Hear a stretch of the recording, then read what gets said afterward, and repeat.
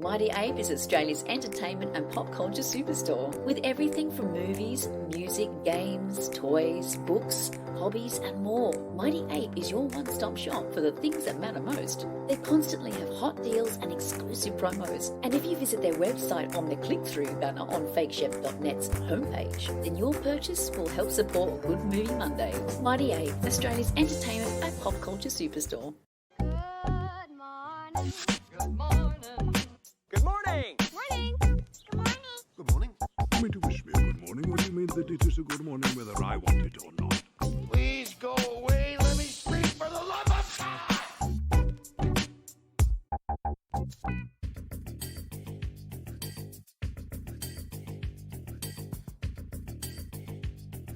Are you a speed demon? I'm the man in the mirror. Well, can I ask you to change your way, please? Wow, no message could have been any clearer. Did you love Moonwalker as a kid, mate?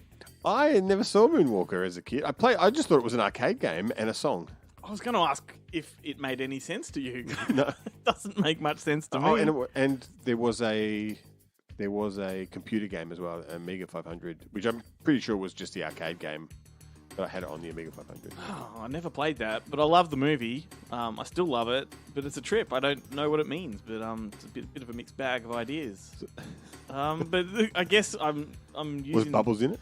I'm using the music because today's show we're talking about stop motion movies, and Moonwalker was a brilliant example of claymation. There's a whole sequence there in Speed Demon, which was directed by a guy called Will Vinton, who is like a legend of stop motion, and I'm going to talk about him a little bit later. He also did claymation in Return to Oz and other movies like that. Yeah, right. You know, the gnome stuff? The Gnome King, Yes. which was can't remember the guy's name who plays the Gnome King, but he's got a he's got a name that I would have said was a woman's name. Like a Tracy or someone like that. Yeah, but even more not like Tracy, because thanks to Ghostbusters the cartoon, Tracy's can be a boy's name. But no, it's not Cyril. It's like one of those British. It's a British name. It's the guy from The Reckoning and stuff. Well, that's okay. That just proves that there's a lot of improv on this show, and we don't have notes. And I don't prepare anything. Anyway, that explains the music. I was going to say, feel free to sing along if you want. No, because you abuse me singing along on the show and turn it into TikTok fodder. Well, which then I get laughed at by my nieces. Have you ever popped up on their TikTok? I have. Excellent. It is Nicole Williamson. Oh, right. But Nicole. His name's Nicole, but he doesn't have an E at the end. But I would have said Nicole was a woman's name. I mean, let's not get into the whole gender thing right now, but traditionally I would have thought Nicole, but Nicole Williamson There you go. is the Gnome King from Return to Oz. You learn something every day. Yeah. And for those of you at home listening and already knew that, I guess... Congratulations. welcome to Good Movie Monday. Take my job. The weekly podcast presented by fakeshemp.net. We're the home of the nerdy cinematic ramblings. My name is Glenn Cochran, and when it comes to stop motion and claymation, I think it's impossible to go past Morph, that freaky little turd man from the Aardman mob. Morph was pretty good. And your co-host is Ben Helwig, who likes to animate sex things with Ken and Barbie in his downtime. How are you, I was mate? going to say I'm more of a Gumby man myself, but okay. Gumby likes to get pokey. Jesus. Well, today we're talking about some pretty unique movies and stop motion movies to be precise. And if you're sort of a passive moviegoer who doesn't really understand the term, it is that form of animation which has clay characters or figurines photographed one frame at a time, and they're all sort of painstakingly pieced together to form a moving image. And if you are one of those people, go fuck yourself. I was going to Fucking say... read a book, watch a movie. I'm sure nobody listening needs explanation, but you never know. If you think Nightmare Before Christmas, you have the gist of it.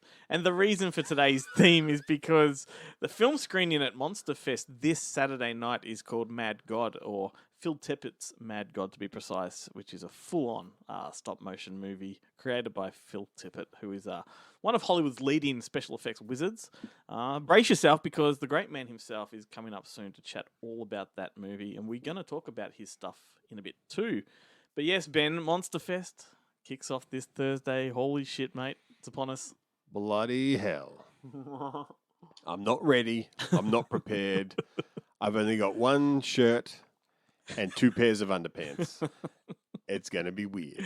That'll get you through the introduction of the first film. Yeah, that's right. As long as it plays. If you've been paying attention to our social media content over the past week, you will have seen that we posted a series of videos on Facebook, Instagram, and YouTube where we spent time with a bunch of filmmakers from the Monster Fest lineup and picked their brains about favourite movies and other fun horror-related stuff. And those were heaps of fun. Hey, mate, did you enjoy those?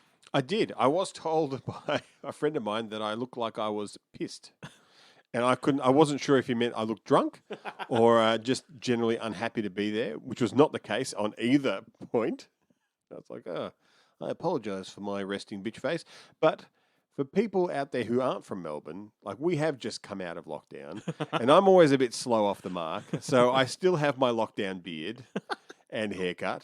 And I was wearing my lockdown jumper, the jumper that doesn't leave the house. It was just... you take me as you get me. Well, they were lots of fun, and there's a little bit more to come. We're not quite done yet, so if you just keep watching our social media pages and engage with us, like, comment, and share those videos, we do have some more to come. So looking forward to that. And, of course, an episode of Good Movie Monday would not be complete without the help of Jarrett Garn from Monster Pictures, Guillermo Troncoso from Screen Realm, Chloe Ritchie from the Movie Night with the Ritchie Girls podcast, Adam Ross from Triple M, and the Boneheads from Kentucky, Joe, Chad, and James. And that all adds up to a banging show, so stick around as we explore some of our favourite stop-motion movies. Mate, what are your earliest memories of stop-motion? Do you remember Grog? I do remember Grog, although I think it was probably more Gumby and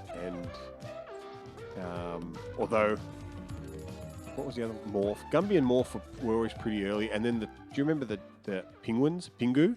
Yeah. Pingu was a big one, and but then there was the ones with they were ducks, but they were like origami ducks. Yes, I remember those. But I mean, the one I actually really liked the most was La Lina, which is not stop motion at all. Which is the guy who it was like a line drawing, and it was Italian, and all he did was swear at his. But that's stop motion. Oh, sure. Oh, I mean, all animation is stop motion when it comes down to it. When you break it down. When you break it down, it's all frame by frame animation. Yes, okay. Yeah, that 100% it counts. That was my favourite, that one. Yeah, right. And he always used to like shake his fist and stuff like that, and the cartoonist used to screw him over consistently. Fuck, I it's forgot great. all about that. I used to adore it. It's great, and it is actually, funnily enough, it is available on DVD locally. DVD, not Siren. Just, okay. Siren brought it out a couple of years ago. So they were only like are those shorts, weren't they? Yeah. Yeah. So They used to play on the afternoon show on Channel 2, or even prior to the afternoon show, but they would be like the 5 minutes in between shows. Yeah. Or just before the afternoon show. So that was like Roger Ramjet kind of style. God, tripping now down memory lane, but you could also probably just watch them on YouTube, right? I'm sure you could. I'm shocked that they haven't made a resurgence as TikToks and GIFs and stuff. Oh, mate, might have to start a movement. Yeah, bring it back. Bring back La Lina. Hey, this is Jarrett and welcome to PE class. Now, I'm going to switch up my segment a little this week, and rather than talk about what's hitting home entertainment, I'm going to talk about Monster Fest, because of course we are on the cusp of the festival kicking off. It starts this Thursday at Cinema Nova, and I wanted to let you in on a little bit of news, exclusive in fact. This is a scoop, you're hearing it here first on Good Movie Monday, and that is that on Sunday, December 12th, from 10 a.m. to 1 p.m, we will be hosting the Monster Fest Market Day morning. It's going to be in the Cinema Nova bar, and we're going to have vendors like Umbrella Entertainment. We're going to have Ari and Jeff from Umbrella. They're going to be selling their latest releases a week before they hit store shelves, as well as some of the titles from their Beyond Genres and Ozploitation Classics line. And this is a rare opportunity to meet the guys that are, behind Umbrella. And you could even suggest a title or two you would like to see get released locally, like maybe Blood Moon on Blu-ray, for instance. Hint, hint. There will also be Dead End DVD there, with Joel selling the latest import releases from distributors like Severin Films, Blue Underground, Arrow Video, and much more. He's going to have some great stuff, and I imagine you're going to leave with like a handful, possibly an armful of titles. We're also going to have Cinemaniacs there. They're going to be telling you about their latest 2022 program, and you can buy a season pass. We're going to have Deathmatch Down Under there with some of their professional wrestlers that you can meet there in person. There'll be other vendors. We're going to even have a Monster Fest table where you can buy old Monster Fest tees. I don't mean tees that have been worn before. I mean t-shirts from previous years.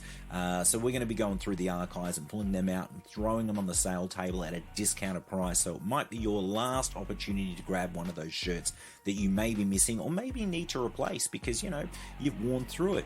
In any case, it's an event not to be missed. It's happening on Sunday, December 12th from 10 a.m. to 1 p.m. Now, the other thing I wanted to let you know about is there is a free event happening at Monster Fest, and that is happening on the same day. It's happening on Sunday, December 12th, and it is the Monster Fest pitch in partnership with Actor. Now, this is going to have a couple shorts filmmakers that are working on feature adaptations of their shorts, and it's going to be a panel discussion about taking your short to feature. It's going to be very insightful, and you won't want to miss it. It is a free event, but you do need to register. And if you're interested in that, you can register at monsterfest.com.au, or you can head to the official 2021 website, which is monsterfest.com.au/Australia, and all the details are there. Then the last bit of news I wanted to talk about was last week we finally revealed what the surprise session is at Monsterfest, and if you haven't heard, it is Hal Needham's 1986 classic Rad. We'll be screening it for the first time on the big screen in an all-new 4K restoration for the 35th anniversary of this movie. If you've not seen Rad, you need to come along and see this on the big screen. It is just pure 80s BMX bliss.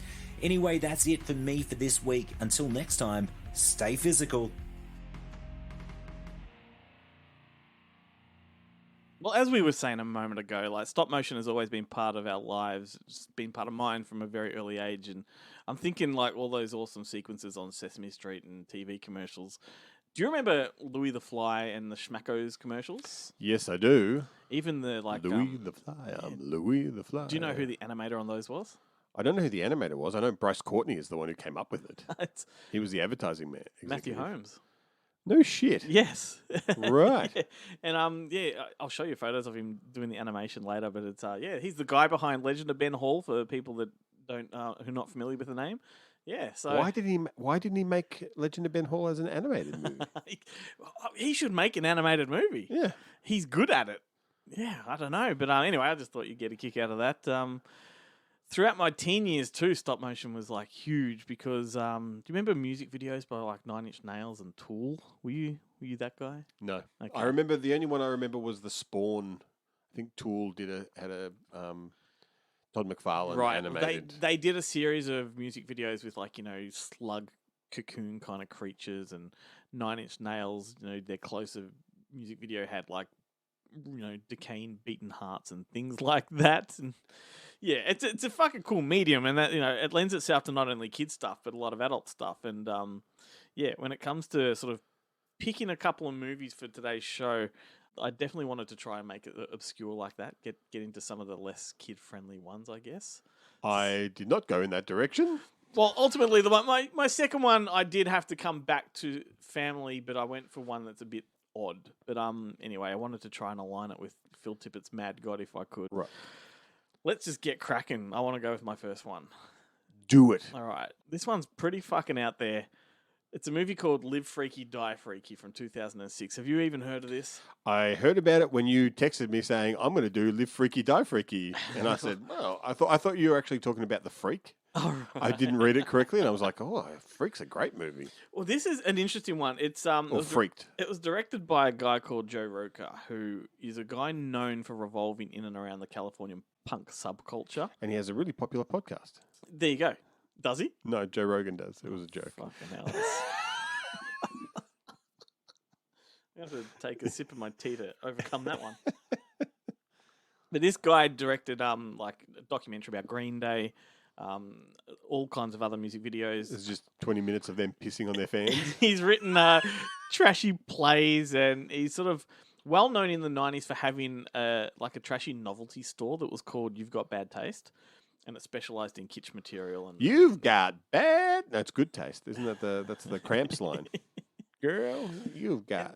So good the taste. movie Live Freaky Die Freakly, it's a really puerile adaptation of the true crime book Helter Skelter, all about the Manson murders, and it tells a story in a really fucked up Troma meets John Waters kind of way. It's violent and it's really vile and soaked in blood and hardcore sex, and it's just such a strange experience. I'm not a user of drugs, but like if I was and watched this movie, that'd be the end of me. Absolutely. I want to do this. And what I love about it most is just the voice cast, because he sort of roped in all of his mates to help make this happen. And he tapped into that culture that he was revolving around. So you have guys from Green Day. They're all voices. Benji and Joel Madden are in there. Tim Armstrong, who's the lead singer of Rancid. John Doe from the band X. John Doe's one of my favorite. He's in all my favorite movies. He's great. Asia Argento's in there. Kelly Osbourne and Henry Rollins. It is just weird. But it's a who's who of the punk world. But the good thing for people listening is it's entirely free on YouTube, so anybody can go and watch it. And I was going to say, please tell me it goes for 40 minutes. no, it goes for about 70, I think. Okay. And if you, That's still pretty good. it's not up to scratch with like your regular stop motion as far as the quality of the animation, because it's really, really cheap and tacky. Right. You know, but if you embrace the trashiness, it's a 100% mindfuck, and I think it goes very nicely with the whole theme of Mad God. And I just highly recommend it. There's lots of penetrational sex in clay form, and you know. Well, if there's one thing clay is good for, it's penetrating other pieces of clay. And then Go on. no, I'll leave it there. All right. Well, how about you take over and kick off with your first one? Well, there's no penetration.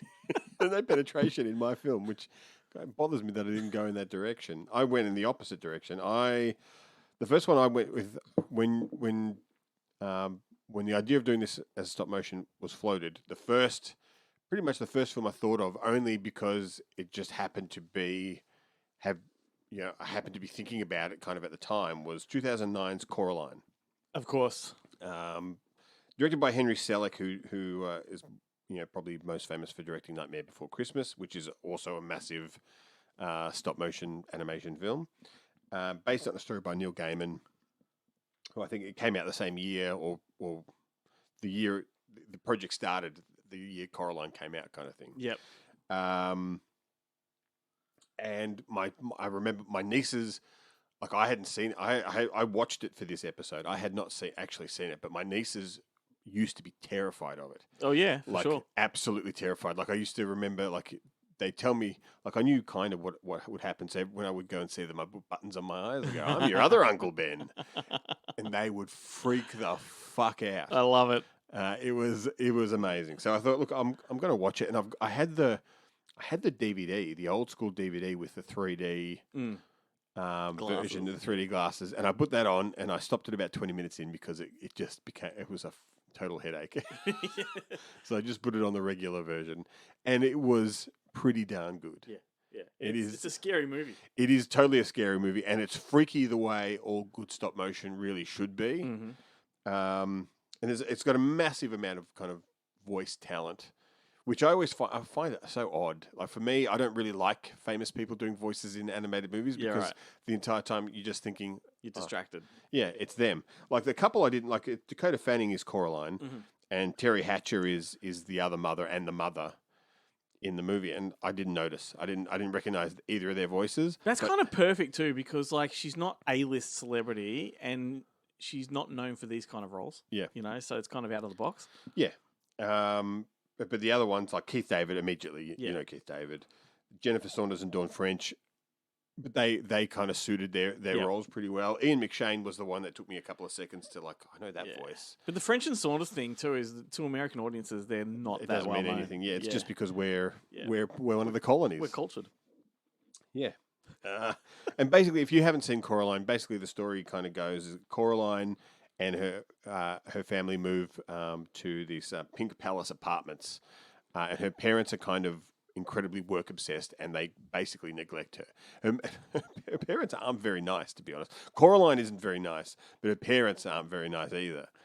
And this kind of weird kid from the neighborhood brings her this doll that he's found that looks exactly like her, that is like stolen from his grandmother's trunk. And this doll kind of looks like her but has button eyes, and leads her somehow to this door hidden behind the wall, like it's been covered over with wallpaper.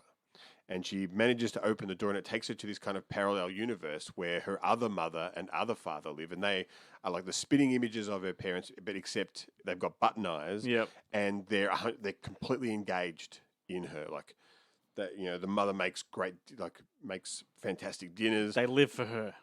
They live for her, yeah. It's like super they're super into Coraline, and they love her and they want her to stay. But then as it goes on, things aren't quite as it seems. And there's all sorts of kind of awesome kind of stuff in it. There's lots of cool type, bug creatures and, inanimate objects come to life and all sorts of stuff. And it's really cool, really dark. And where it goes, it gets quite scary. It does have a very kind of Return to Oz kind of vibe. Absolutely. To it. And it is great. Definitely, if you haven't seen it, definitely worth checking out. Oh, I couldn't agree more. I was going to mention Henry Selick a little later on, but I may as well do it now because Tim Burton gets all the credit for Nightmare Before Christmas. Yeah, but it's probably 80% Henry Selick. Yeah, like Tim Burton came up with maybe just the look of the film, the images and the story, but actually making it come to life was a whole different thing. Was all. He's only made 4 movies, Henry Selick, and that's outrageous to me. Like this guy's a huge talent. I just think it takes that long. Like you make a live action movie, it maybe takes 2 years. From go to woe if you're fast and you've got access to money. Whereas even the immediately greenlit stop motion movie, like someone's spending the next 5 years in a shed by themselves. They do say that it takes 1 week to produce about 1 minute's worth of footage. On these things. It's amazing. What I love about stop motion, particularly Selick's style, is the way you can use and manipulate light and shadow. Yeah. Like particularly Coraline, like all those shadows that are cast, it's real. It's light's being, bounced around and it's not computers. No, well, funnily enough, it kind of is computers. Yeah. I think this was the first movie that made use of 3D printing. Yeah, right. To create a lot of the models. So there were like 450 plus models and they had like people working on it, creating these, things. It wasn't quite. I can't remember handcrafted, and I can't remember who it was. It was the guy that one of the early, like George Powell. I think George Powell. He just literally had.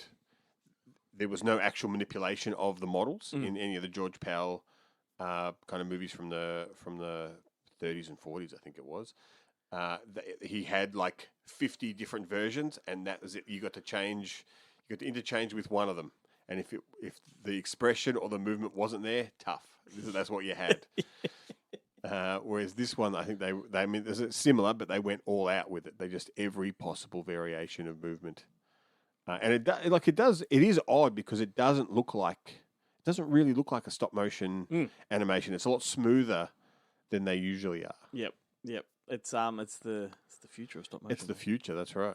What's happening, everybody? It's Guillermo here again from ScreenRealm.com, Australia's favourite entertainment website covering all things movies and television. As always, I'm here to tell you a little bit about what we've covered on the website in the past week, kicking off with a film named Tad, set to star Cate Blanchett and directed by Todd Field. This will mark the third feature from Todd Field following acclaimed dramas Little Children back in 2006 and his acclaimed debut In the Bedroom 2001. Now, news that Cate Blanchett would be starring in Todd Field's next film broke in April, although now we have a US release date, some new cast members, and a little more to go on regarding the plot. Tad is being lined up for cinema release in the US on October 7th, 2022, and will also be starring Nina Hoss, Naomi Merland, Sophie Coward, Julian Glover, Mark Strong, Alan Cardona, and Sylvia Float. Cate Blanchett will be playing Lydia Tad, an orchestra conductor widely considered one of the greatest at her craft. She was in fact the first ever female chief conductor of a major German orchestra. That's about all we know of the plot. The film will be shot in Berlin. Apart from directing, Todd Field will be writing and producing. Clifford the Big Red Dog is getting a sequel. The live-action family movie that's based on the 1963 Norman Bridwell children's book hit US cinemas on November 10th and was also released on streaming service Paramount Plus, so it's a little hard to see exactly how well it's done. According to Box Office Mojo, the film is currently topping 37.4 million worldwide, which doesn't sound that great, although you can bet they're definitely looking at how much it's attracted viewers on Paramount Plus as well. Clifford the Big Red Dog was directed by Walt Becker. His previous credits include Wild Hogs, Old Dogs, Alvin and the Chipmunks, The Road Trip. It's not known if he'll be back to direct the sequel, but word is that they're looking to have the same filmmaking team back on board. Now, quite a while back, word broke that Jonathan Entwistle, the creator and showrunner of Netflix's show I'm Not Okay With This and producer of The End of the Effing World, he would be directing 2 movies and TV show about the Power Rangers, but it's been pretty quiet on the Entertainment One/Hasbro project. We now know that this universe is in fact heading to Netflix. Now, this is going to be a new Power Rangers cinematic universe. As you remember, a few years ago they tried to kick off a new cinematic franchise that didn't go quite that well.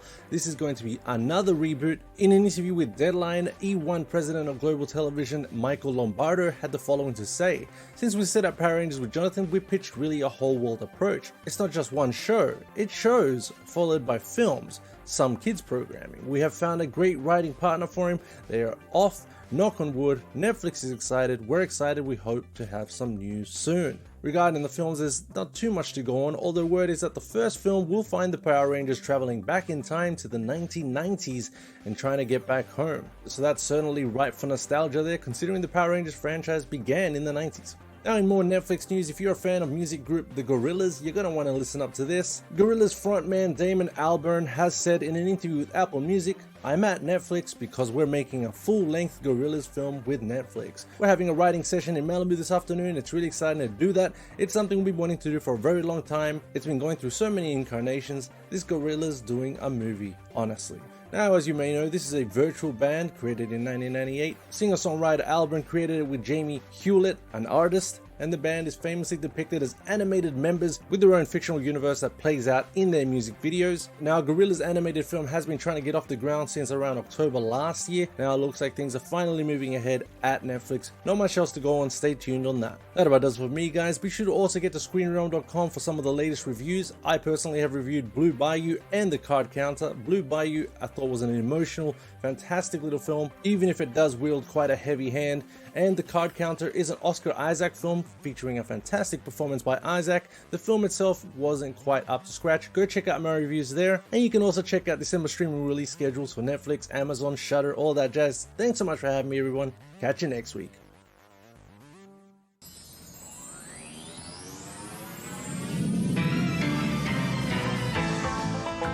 Flash of comet fire coming to find you, almost blinded by the light. His destiny was clear. The comet leaves today, and Eden waits tonight. Chasing the light, leaving the night to heroes, heroes. Chasing the light, leaving the fight to heroes, heroes, heroes.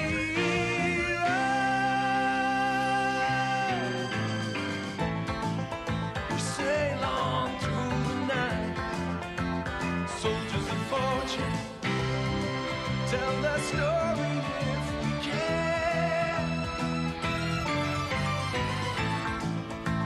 You have to know the dreams, the devils and the gods, before you know the man. Chasing the light, leaving the fight to heroes, heroes. Carry the light, we have the right of heroes, heroes.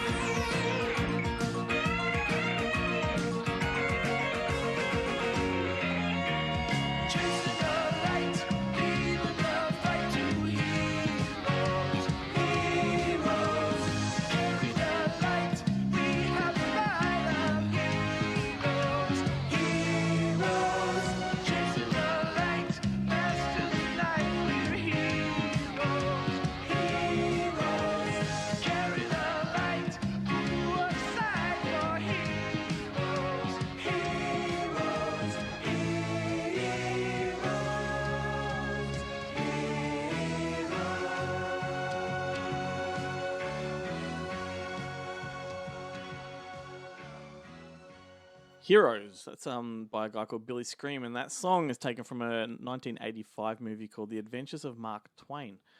This is a movie I remember. I was researching for this episode and I saw it, and like just looking at those images, it took me right back. Like I saw this as a kid and just forgot all about it, and I love it when that happens because now I'm going to go and track it down and watch it.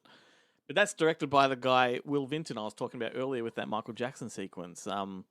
And yeah, The Adventures of Mark Twain. This is interesting. It's a series of 6 chapters, each telling Mark Twain stories like Tom Sawyer, Huckleberry Finn, all that kind of stuff. But then it's wrapped around. Aren't they the same? Aren't Tom Sawyer and Huckleberry Finn in the same story? They have their own books though.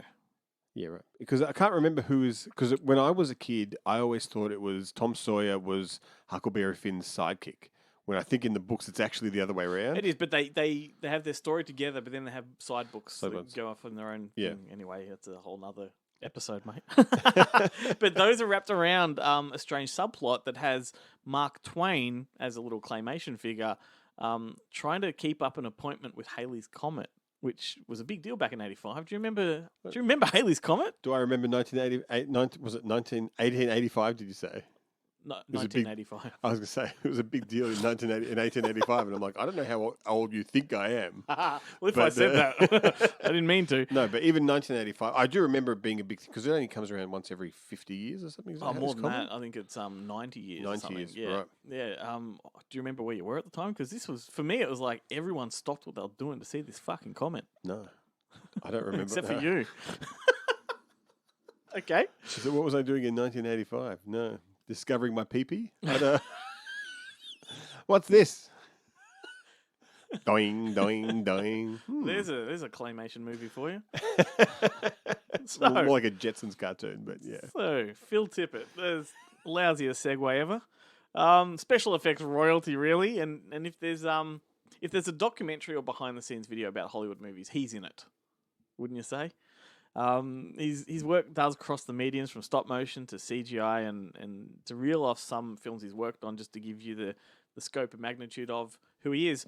Star Wars, RoboCop, Dragon Slayer, Temple of Doom, Howard the Duck, The Golden Child, here we go, House 2, Willow, Jurassic Park, Tremors, Honey, I Shrunk the Kids, Spiderwick Chronicles, Twilight, just goes on, mate. Just goes on. Did you say Starship Troopers? I didn't. I was going to mention that in the conversation I have with him. But in fact, when it comes to Jurassic Park, this is the interesting part of his career because that's when he transitioned from the stop motion to the CGI. Because he was originally supposed to bring those dinosaurs to life with his go motion technique. Because he pioneered go motion for Star Wars, which was, for people listening, it's a technique that uses stop motion but includes motion blur so that the animation sort of fits with the live action a lot better. Right. Does he do it with the rear projection? I don't know how he achieves people it. in front of the screen and. I don't know how he achieves it, but let's go into the technical aspects but it does of stop motion animation. That makes for really exciting radio. It does make the effect more fluent. But so he pioneered that, but then the CGI revolution came and he was forced to sort of switch his style of animation, and he became a bit of a pro when it comes to CG stuff as well. In fact, the movies that made this episode on Netflix about Jurassic Park is hilarious when it comes to Phil Tippett. Right. Yeah, because they put him right in the middle of that transition and how grumpy he looks that, that they ignored his original concept. I love it. So now comes Mad God, and what a total mind trip this one is, dude. Yep, a Milton-esque descent into hell. If you are getting along to see this at Monster Fest, you're in for the biggest fucking treat. It is highly recommended. But last week I got to chat with Phil all about the film. Here's that conversation. Enjoy it, and we'll catch you on the other side. Hi, Phil. Great to be talking with you. I hope you're well. I'm good. Mate, this film is absolute brain food to me. Congratulations on bringing it to this point. I know it's been a long and I'm sure arduous process, but the product is just brain damaged food. Yeah, well, it's such a delicious film. Can you take me back to just the seed of Mad God? I know it's been with you for a long time, but how did the vision first strike you?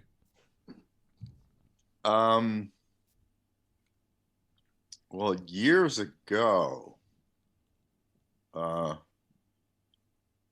was 1987, after we finished RoboCop 2, that we started, but it began before that, years earlier, when I was trying to figure out a movie to make. And what I ended up with was kind of like a Mobius or Richard Corbin kind of a thing. And, at the end of the day, I just didn't like it. And so I started working on this thing that I didn't know what it was, doing drawings and watercolors. And eventually that turned into, over the period after we initially shot 3 minutes, 20 years of, the computer graphic revolution hit. And that occupied all of my time, getting into that, because I'd have to go to production meetings and on the set, and then, lengthy post-production times.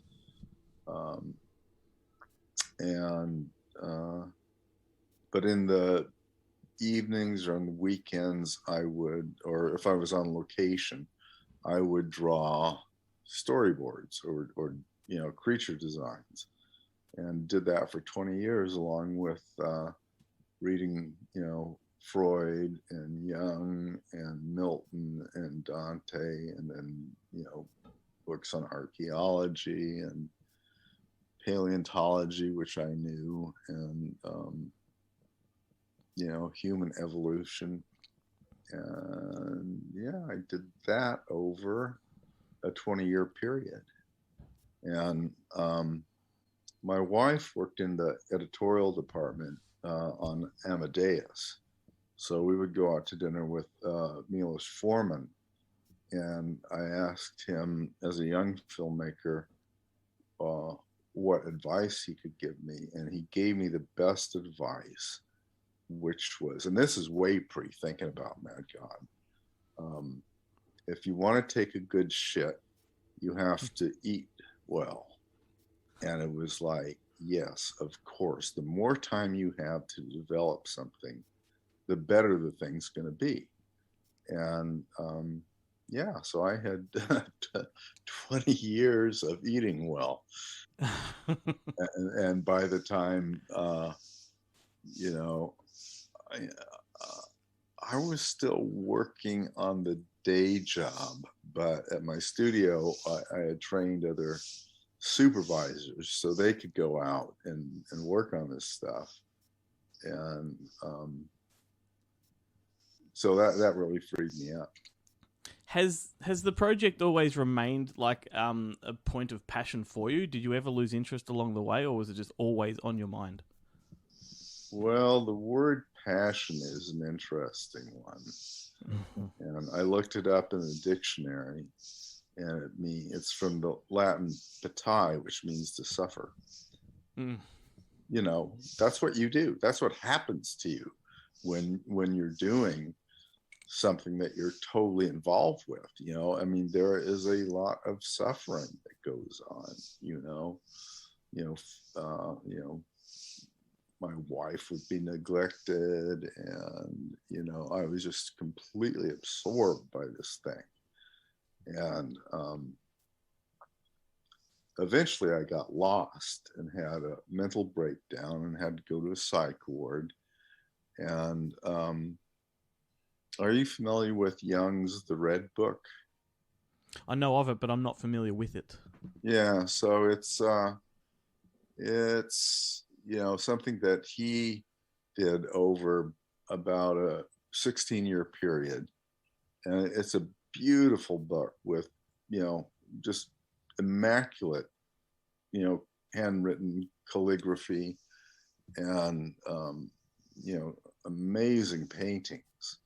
And, but Jung got lost in that. The journey he took was a really deep, and you don't know that where you're going when you're doing this kind of thing, because the unconscious is serving you, and you never know where something's going to come from, or what path you're going down.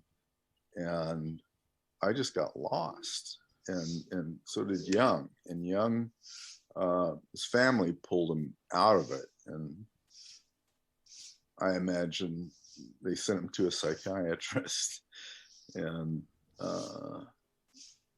so that really set me back for weeks, and it took about 6 weeks to recover from that.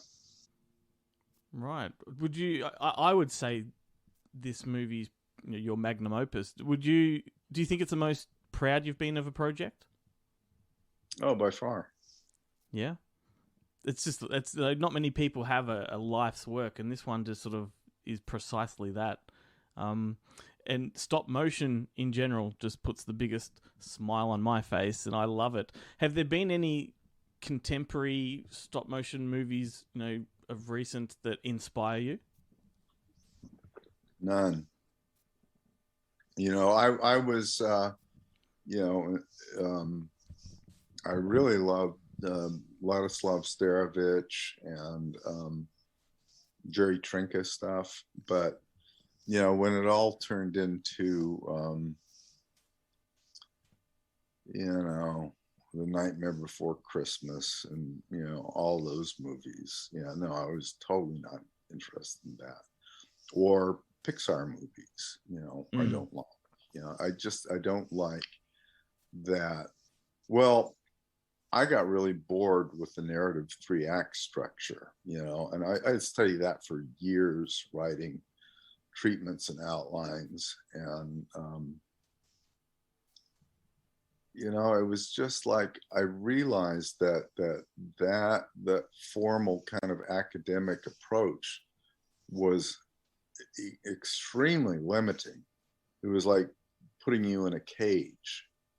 Are you familiar with the term solipsism? No. It's it means you can only know your own mind, and you can't know anything else. It's impossible. If you think, you do, you're kidding yourself. And that's another cage, that, you're locked inside your brain. But there's an entire universe in there. And you just go down different paths, and you never know where any of the paths are going to lead. Yeah, right. It's just fascinating. And I can't even imagine the headspace you're in making something like this.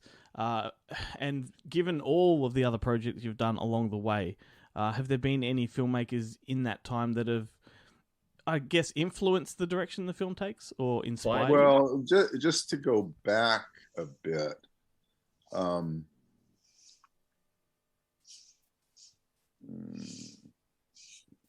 I forgot how you started out, but there was something. Maybe it'll come to me. So I'm sorry. What was your question? I was just thinking, you've done so much work. The volume of your work is immense. Along the way, whilst this movie's being made, were there filmmakers that you worked with that influenced things you did on Mad God or inspired you with certain elements of it? Paul Verhoeven was, really a mentor to me, and we had the same worldview, pro-Palestinian, and we were talking, we sit around and talk philosophically, and we came up with that we were existential Buddhists. I like that. Yeah, so I like where Paul's mind went. He's an artist, and he doesn't care if his films make money, but they're all one of a kind. And Starship Troopers I had the most fun on that, and RoboCop. Yeah, fantastic. And look, if I can indulge you just for a moment, I am one of those few self-professed people that just love Starship Troopers 2. So thank you very much for that one. I reference it on my podcast a lot. Oh, well, Okay, that was. I had no interest in directing, live action, Yep. and because I worked around these guys and I saw what it took, and it was just exhausting, and I just don't have that mindset. But John Davison, the producer of Robo and Starship Troopers, he was a big stop motion fan and supported me and helped me in building my studio, and for various movies before Starship Troopers, and it was his idea to do Starship Troopers 2 because he thought it could make some money. And so it was totally a financial thing. Mm-hmm. I needed money, Ed Newmeyer needed money. John was set, because he was, he'd produced all these, terrific pictures. Mm-hmm. But that was where it really all began. Well, if I was in the same room as you, I'd have you sign my copy. I do like it a lot. Yeah, but other filmmakers other than Paul, not really. Yeah, right. Well, that's good. Lucas and Spielberg and Ron Howard were all that stuff was. I mean, I was really happy to work on them, really jazzed, and really liked the movies, but it was that kind of commercial structure, that where it has to play to a paying audience. Mm. So I took the road that Paul takes, and it's just like I just follow my heart. There's in the equivalent of interviews with Bach, Beethoven, and Mozart, when asked how they write their incredible music, they just said, I transcribe it. It's just, God that is really writing it. And that's accurate. Mm-hmm. And Mad God was a very kind of a emotionally biblical project for me, and of course I wasn't expecting that, but there's definitely a religious side to it that's not Christian. Many, if not most, of the European interviews and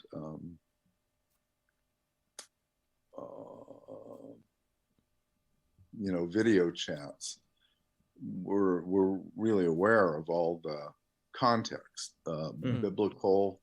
They noticed, and they noticed Dante and Milton, and on, and in the United States, that's just never happens. Yeah. We're not educated over here. There's definitely an Inferno sort of, feel to this one. It's the ultimate mindfuck. I didn't need any substances to feel completely displaced in my own head. Yeah, I tried to. I decided to try and watch it, and took like marijuana, like gummies, and I took a lot of them, and it was no different with that and not. Awesome. Well, we're getting the wrap up here, so I'm going to let you go. But on our podcast every week, it never goes by without referencing your work in one way or another, from RoboCop to Evolution or Star Wars, even Honey, I Shrunk the Kids. So needless to say, it's been a huge privilege for me to have this opportunity. So thanks so much for your work, and thank you for the, like I said, the mindfuck. Well, my pleasure. Like I said, Mad God is pure mindfuck. It's as mindfuck as you can get on screen. Does it have claymation penetration? Well, you're going to have to get along to Nova this week to find out, my friend. You'll be there. I'll be there. But you cannot get a bigger mindfuck on the big screen as Mad God. It's a good title too. Yeah. And Phil Tippett's Mad God. I got to extend some thanks to Grant Hardy from Monster Pictures and yourself for helping bring that one together. So that's much appreciated. And we've got another recommendation to go, Ben. So I'm wondering what your next one is going to be. Well, funnily enough, I feel like I broke the rules for this next one. I was originally going to do Q the Winged Serpent, the fantastic Larry Cohen film. Yep. Featuring a most magnificent Michael Moriarty punching someone in the face in the first 10 minutes, and a giant dragon tearing entrails out over New York City. Whilst you're saying that, I must say to people listening, we haven't been covering those sort of live action movies with stop motion because we could be going right back to Ray Harryhausen and all that kind of stuff. Well, now you just you've rained on my parade. Shit. Not really, but yes, but a little bit. Totally.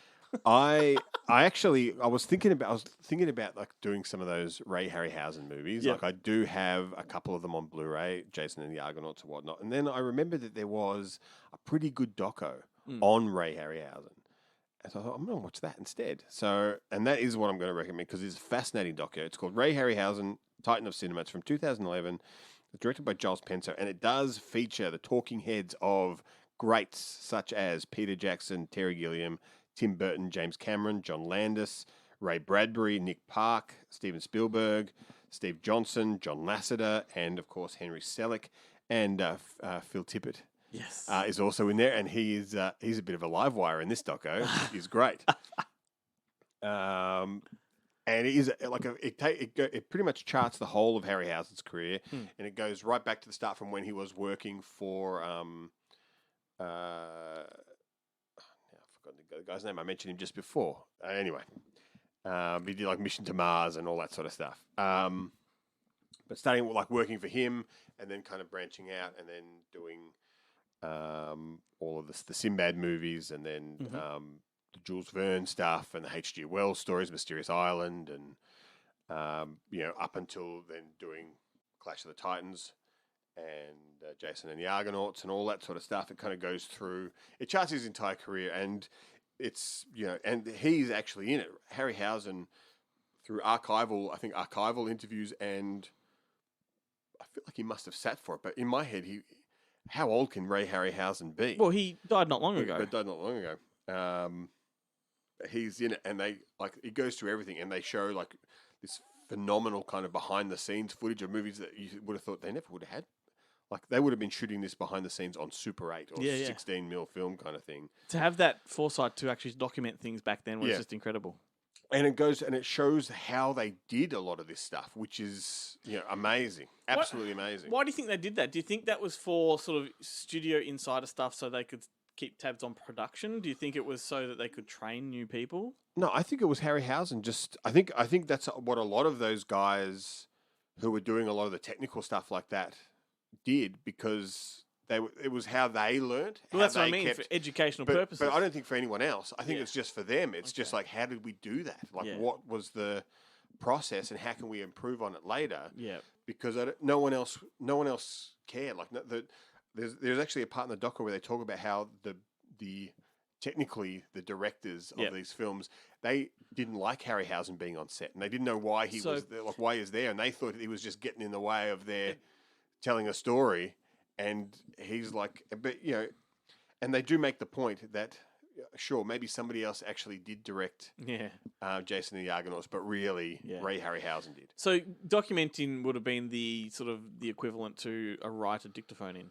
Yeah, just to, and they're filming them. They're filming themselves just like this is the day when we're doing this, like just to show it. Like, and it's absolutely fascinating, and it is a warts and all kind of look. Like they're like John Landis.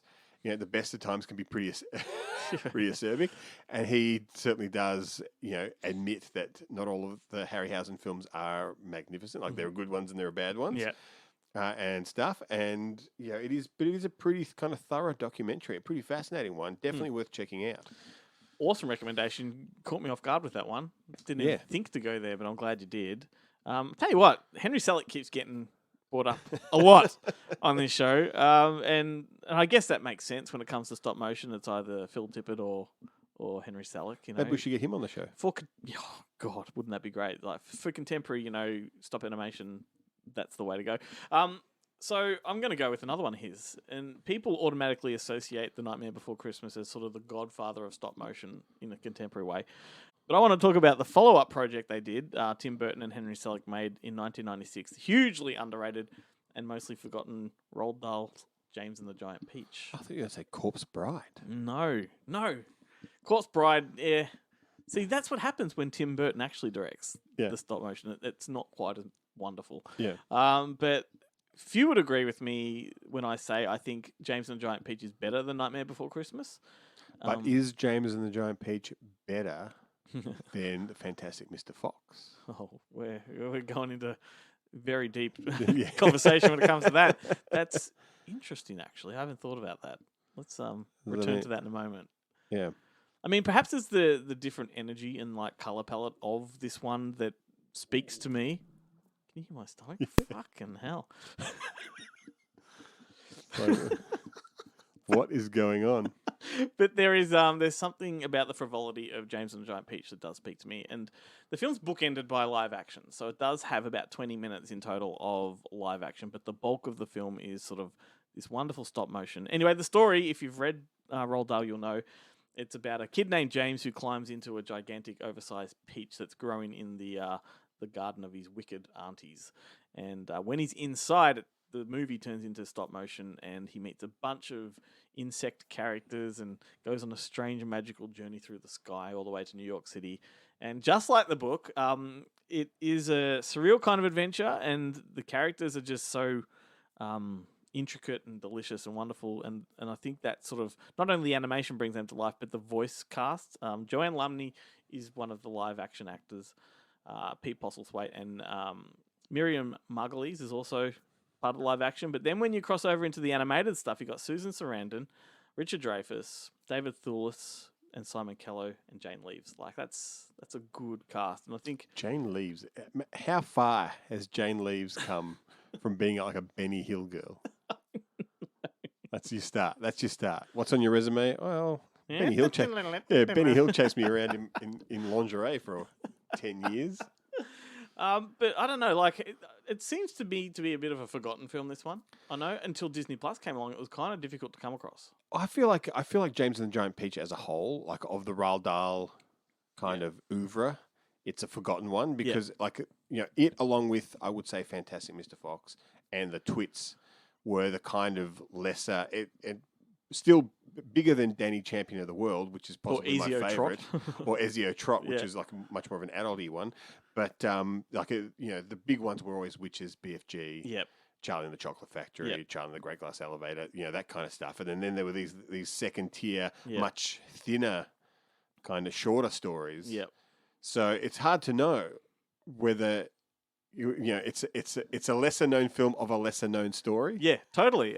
But it's of all the stories, even probably more so than Fantastic Mr. Fox, this one lends itself to stop motion brilliantly. How else are you going to do it? Yeah, exactly. I mean, just basic animation, like cell animation, but you couldn't really pull it off live action back then anyway.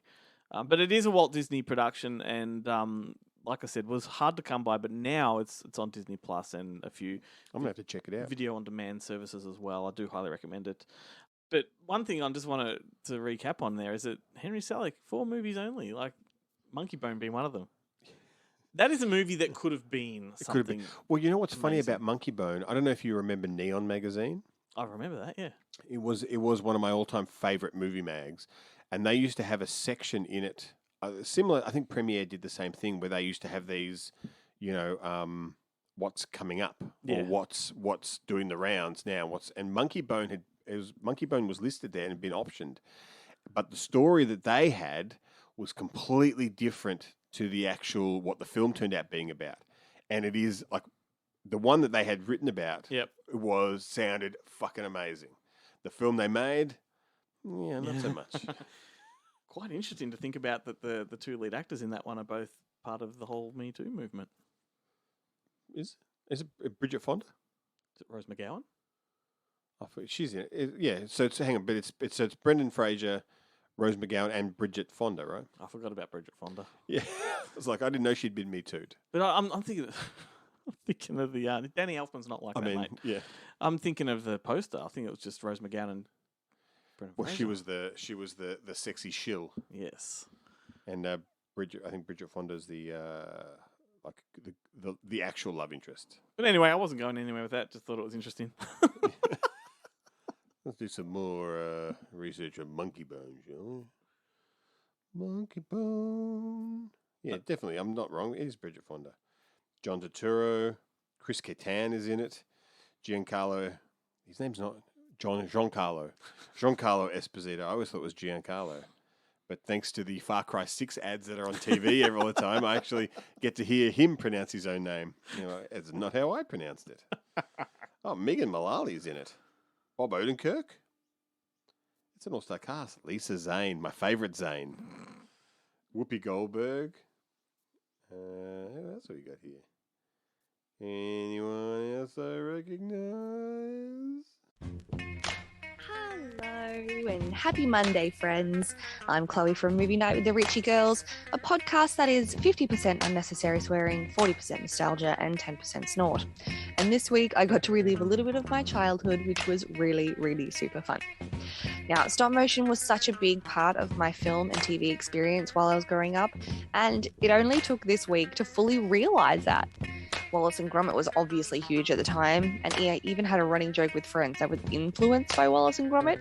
You know, I'd make my mouth overly huge, bare all my teeth, and shake the insides of my wrists at them, and say in my worst British accent, "Gromit, we forgot all the cheese." Now, please don't ask me why I thought that was hilarious. I was a very strange child. This week, though, I just couldn't look past the classic animation sensation, Chicken Run. It's a wonderful story about an American circus cock who flies into a chicken coop on accident, only to fall in love, and ultimately helps all the chickens to get the flock out of there, saves them from the impending delicious doom. Now, I have extremely vivid memories of seeing this at the movies with my mum, and as corny as it sounds, I cherish those moments to this day. The claymation was and still is phenomenal to watch, and as a child it just captured my little mind from the get-go. You know, I wish in my own life I had the patience to create something this beautiful. I remember it made me feel happy and cozy, the characters felt familiar and yet still new and exciting. And let's just be honest, the Brits really are the funniest, so this movie was a hoot. Oh, I mean a cluck. No, that doesn't work. You know what I mean, it was funny. I remember laughing until my sides hurt, laughing at Fowler and Babs the knitting chicken. I remember being absolutely terrified of the horrible, scary-looking Mrs. Tweedy. I remember the growing fear and desperation I felt as I wanted them to escape so badly. I remember realizing in real time what exactly was going to happen to the chickens that lived on that farm, and then being mortified because I loved these chickens so much. And then being mortified by the fact that I enjoyed eating chicken so much. It was also very confusing to a 10-year-old. Although, to be fair, it's not slowed me down yet. Fried chicken is life. Now, let me just say that again, because that is important. Fried chicken is life. And that phrase will probably be my first tattoo. So, you know, fried chicken is life. You know, it's easy to see little nuggets of other films influenced everywhere in this film as well. So I can see that now as an adult. So I get now why my mother loved this movie just as much as I did. You know, from Mel Gibson yelling out "freedom" when flying over the coop, to Ginger and her escape attempts replicating actual scenes from The Great Escape. And let's not forget that Timothy Spall, who plays Nick the Rat in this movie, Peter Pettigrew was actually Peter Pettigrew before he was Peter Pettigrew. And that's beautiful. It's absolutely beautiful. You know, my kids watch Shaun the Sheep almost every night before bed. It's a massive family favourite. We usually sit down all together and watch together. So I was especially excited to show them Chicken Run. But, you know, as kids go, their attention span is about as long as my patience. So we will have to attempt this one another day. Anyway, folks, that's my nostalgic opinion on this beautiful Monday. I'm getting the clock out of here. Happy Monday, friends. That is the highest grossing stop motion animated movie. It is indeed. And, you know, I think when it comes to stop motion, contemporary stop motion pictures, the Aardman guys are top of the top of the because the game. second one is ironically is Wallace and Gromit. Yep. The first Wallace and Gromit movie, and then comes Coraline. Yep. Shaun of the Sheep is one of theirs, which I Yes. think is exceptional. That is one of my favourite family films of all time. I think the Shaun of the Sheep movie is just excellent. And I want to make a point here. Like when I was talking to Phil Tippett before, and I asked him if he likes any contemporary stop motion movies, and he just flat out said no, that he's not inspired by any of it. I wonder if he was thinking of Aardman, or just like he had that sort of Nightmare Before Christmas thing in his mind. But look, you have to understand that Phil Tippett's an old guy. You know, he's done the period of time where he's inspired by anyone else is over. He's not there. People are looking up to him. He doesn't have anyone to be looking up to. Like he's looking up to people like Ray Harryhausen. Exactly, I know. But like I think to myself, if you're looking to the Aardman stuff, particularly let's go Shaun of the Sheep the movie, it is perfection. Like everything about that movie, there's no dialogue whatsoever, and it is beat for beat lands every joke on a bullseye. Yeah. So I don't mind Shaun of the Sheep, but I like Wallace and Gromit more. I like Wallace. He's never ending search for cheese and tea. Well, I'm sure you enjoyed Chloe's impersonation there. Yeah. I hope that gets TikTok later. It will. So do you love the Aardman stuff though? I do. Yeah. And Chloe did speak about Chicken Run, and they're making a sequel to that right now, which I'm pretty excited about. That was their first foray into feature films. But like you said, Wallace and Gromit, they did The Pirates. That wasn't a bad one. Early Man is one I haven't seen, but I've never keen heard of on it. it. Haven't heard of It's a caveman type Aardman film. Right. They did Shaun the Sheep Farmageddon, but they also did 2 CGI ones. They did Arthur Christmas and Flushed Away, which were animated to look like stop motion, but they were computer animated. Doesn't Arthur Christmas have something to do with? No, I think it's Luc Besson, but that's the other. That's Arthur and the Invisibles. Yeah, Yeah, wrong Arthur, mate. there's only so many Arthurs that my brain has room for. Yeah, They push each other out. My go-to is always Uncle Arthur. Yeah.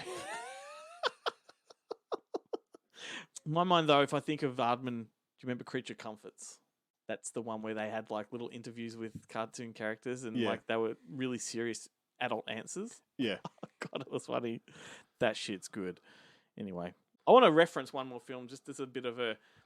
Just to make me suffer on the letterbox front. No, I'm not going to throw all of these at you, but there's one that I saw a few years ago that I thought this could have been one of the greatest stop-motion movies ever made, and it missed the mark by a million miles, but it could have. It was called Hell and Back. Have you heard of that one? I don't watch any movies with Helens in it. It was like the kind of movie that had the likes of Bob Odenkirk. He played Satan. It had Nick Swarton, Rob Riggle, Danny McBride, Jennifer Coolidge, T.J. Miller, David Kosher, and Susan Sarandon, amongst others. So congratulations, you pronounced at least half of those names correctly. Oh, fuck off. I got them all right. What did I mispronounce? What was the second one you said? Yeah, that was wrong. Yeah. Nick Swardson? Nick Swardson. How the fuck do you say his name? Just keep digging. Just keep digging yourself that hole. Who is that guy? I don't know. Come on. I don't know. He's that guy. I don't have a computer in front of me. I don't know who you're talking about. That guy from Buddy Games. Yeah. Now, come on, smartass. What's his name? I don't know. I don't know. I just know. I know that you didn't say it right. Nick Swardson. Swardson. So I got it right. Swardson. So I got it right. No. Swartzman. Well, anyway, the problem I had with the movie is it went really, really vulgar. It became like a really dirty kind of, sex joke riddled movie that is good and in and of itself, but when that's all it relies on in the end, it's kind of disappointing when the animation is so good. Anyway, did I get that right? No. Hey guys, it's Adam here from Adam's Just Seen and Triple M with another good Movie Monday recommendation. This week we are doing stop animation films, and normally that is kind of the domain of children's fare. There's some fantastic movies that are made with this kind of sandbox, but I am going to go into the other direction, and I'm going to talk about a dark, disturbing, psychological dramedy that is called Anomaly, that is made by Mr. Charlie Kaufman. Now, Charlie Kaufman, I guess the minute that I laid my eyes on being John Malkovich, I'm like, who the hell is this dude? And with all of his works, basically increasingly, I have to check them out. I don't know how I feel about them, and there's something about that uncomfortableness that Kaufman can get in me artistically that, I don't know, it makes his work essential to me. This is I think, one of his most uncomfortable and disturbing works to date. So Anomalisa is an adult drama about Michael, who is a customer service specialist and ironically a motivational speaker, even though he's a highly depressed protagonist. And he's at an expo and he runs into a woman, Lisa. Now, he has got a version of a thing which is called the Frigoli delusion, which means that everyone looks and sounds the same except for Lisa. So already you're probably going, okay, this sounds very Kaufman-esque. But yeah, I don't know, there's something, Kaufman is just constantly, he just loves dabbling in the subconscious. He is, he's obsessed with kind of like these bizarre ideas. And so, I mean, the weirdest movie I think that I saw all last year was, I'm thinking of Ending Things. I still don't know whether I liked or hated that film. And I guess if you're provoking that strong of a reaction with your art, you're doing something right. And so, Kaufman here, with, this kind of really interesting animation work from an animator, Duke Johnson, this collaboration, just, this could be a really simple two-hander drama film, but instead, with this strange visual palette that he's got, it's even more disturbing. So yeah, so if you like to be kind of like weirded out and you want to lean into something that is surreal and strange, I think that you should definitely check out Anomaly. So I wasn't the only person that was taken with this. So even though it's got real kind of cult status, it was populated on a bunch of people's top 10 lists of 2015 when it came out. So yeah, so if this one slipped through the cracks, Anomaly, check it out. Well, this is it, mate. As I said, Monster Fest is days away. I got to tell you, I can't wait to see some of these films on the big screen. Good luck with it all, man. Thank you. Not that you need it. Monster Fest is always a stellar event. We try. We try. Every year we try. We try our hardest. We're the little company that could. We've been talking about it for weeks, so let's just give it one last plug ahead of opening night on Thursday. Head over to monsterfest.com.au or follow the social media pages, or both. Grab tickets where you can and get along. It really is a world-class event. Yeah, Cinema Nova in Melbourne, in Carlton. And also, once again, if you did miss our social media videos, don't forget to hit up all of our social media pages and meet the makers, 5 Films With. We have a lot of fun with those people. And tomorrow night, we are going to be dropping our conversation with Phil Tippett, so that one's going up too, so don't miss that. Let's talk about next week's show for a moment, Ben. We're going to keep that Monster Fest mojo going strong with an interview with director Kia Roche Turner, who is the guy behind Wormwood and the sequel Wormwood Apocalypse. Yes, indeed. And that is the closing night film of Monster Fest, I believe. It sure is. Excellent. So we want you to join us for that one. But for now, we're gonna close this show with a thank you to the gang, Jarrett, Guillermo, Chloe, Adam, Joe, Chad, and James. And thank you to Tia for all the hard work behind the scenes. And thank you all for listening. It's been a good one, Ben. Good luck again. I'll see you on opening night. Looking forward to it. If I remember to get you your ticket. We're going to leave with a song called This Way and That. This is going to make Ben very happy because it's a song from the Gumby movie. Until next week, everyone. Catch you later.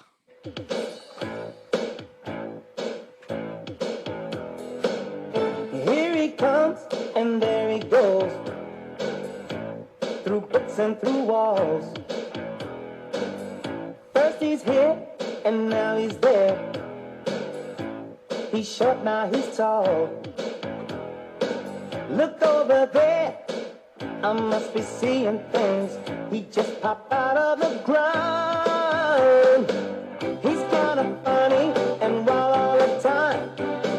It's such a wonderful show. He's going this way and that. He's going this way and that.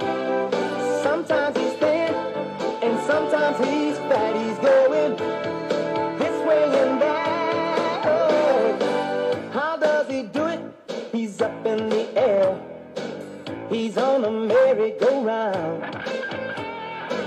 He'll make a trip to outer space before he ever comes down.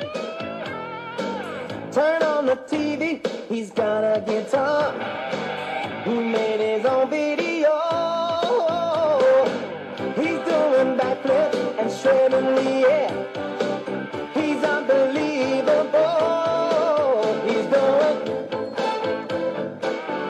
way and that, he's going. This way and that, his voice a tool. We're digging his act, he's going. This way and that, yeah, he's going. This way and that, he's going. This way and that, he's dancing so fast. His future's his past, he's going. This way and that,